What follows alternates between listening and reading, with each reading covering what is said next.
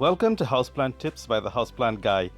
Join me as we go through the ABCs of everything houseplants. Today we're going to be talking about watering and misting houseplants. The problem we often face with watering houseplants is how much and how often to water them. Plants should only be watered when needed, so avoid overwatering. There are instruments commercially available called moisture meters that can measure the moisture level in the soil. However, the most readily available and natural instrument to measure soil moisture is your finger. You should be able to get a good indication of soil wetness by doing the finger test by sticking your finger midway through the soil surface. If wet particles cling to your finger, this is usually an indication that watering is not required. If the plant pot is large and deep, this may be difficult to evaluate using this method. So always track the frequency of watering to help you develop a regular pattern and to avoid irregular watering. It's a good idea to invest in a watering can so you can measure how much you're adding to the soil each time. When watering, gradually add water to the surface of the soil and allow it to permeate. Once water starts to drain from the drainage holes, then you should stop. For some plants, you can leave the excess drainage water in the plant saucer and the plant can drink it up when required. However, some plants do not like to sit in excess moisture, so you should discard the drainage water. Some plants are difficult to water from the top soil surface because the plant's foliage is thick and covering the surface. In these cases, you can add water directly to the saucer and allow the soil to absorb it through the drainage holes. Keep adding until it appears no more water is being absorbed. If the plant's pot is located inside of a pot cover, you may layer small stones or pebbles at the bottom of the pot cover to create a barrier. When the plant is watered, excessive water can seep into the pebble barrier. If the plant is overwatered, the plant pot can easily be removed from the pot cover to allow you to drain off the excessive water.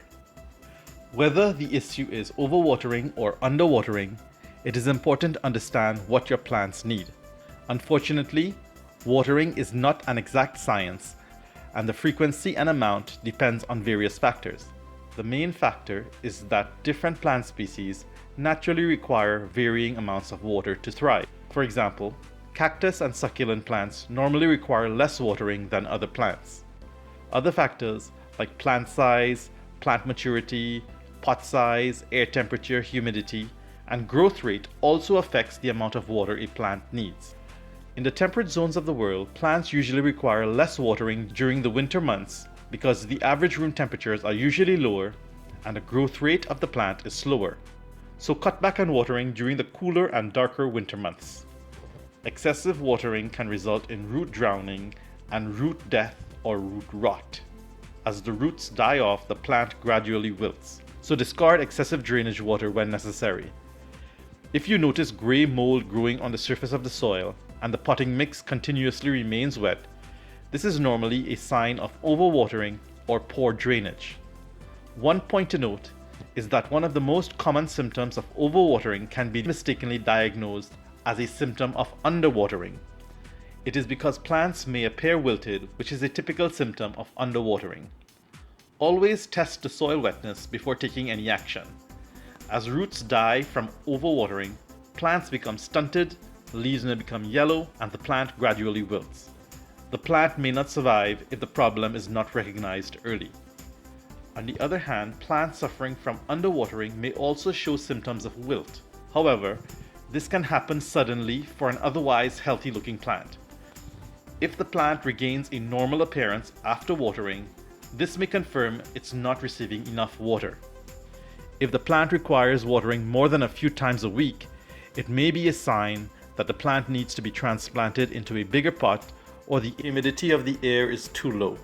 As plants are part of the indoor decor, they can collect dust on their surfaces just like pieces of furniture and need to be cleaned from time to time.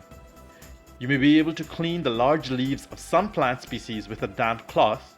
However, a good solution would be to use a spray bottle to mist or spray the surface of the leaves for a thorough cleaning. Regular spraying can also physically remove certain pests that live on the plant surfaces. You can simply place the plant in your kitchen sink or bathtub and spray with room temperature water until it is dripping wet. Try spraying both the upper and lower surfaces of leaves for best results. This can also improve the humidity around the plant.